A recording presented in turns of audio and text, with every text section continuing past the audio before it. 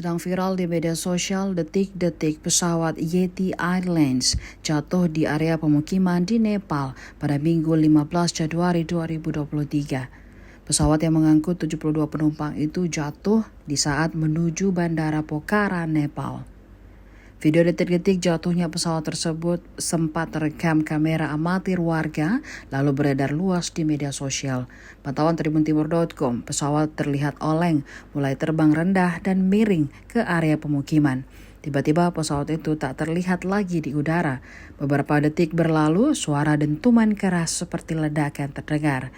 Dikutip dari tribunvideo.com, pejabat polisi Nepal, A.K. Chetri mengatakan sejauh ini sudah ada 31 jenazah penumpang yang dibawa ke rumah sakit. Sedangkan 36 jenazah lainnya masih berada di jurang setinggi 300 meter yang jadi lokasi jatuhnya pesawat. Kondisi medan yang sulit menjadi kendala bagi petugas dalam membawa jenazah. Dilaporkan ada sekitar 67 orang yang tewas dalam peristiwa itu. Pejabat setempat mengatakan bahwa ada beberapa orang yang selamat dalam peristiwa mengerikan itu dan sudah dilarikan ke rumah sakit terdekat. Namun hal itu belum dikonfirmasi oleh pihak maskapai penerbangan Yeti Airlines atau pihak berwenang lainnya. Dalam peristiwa ini dilaporkan ada 15 warga negara asing yang ikut menjadi korban.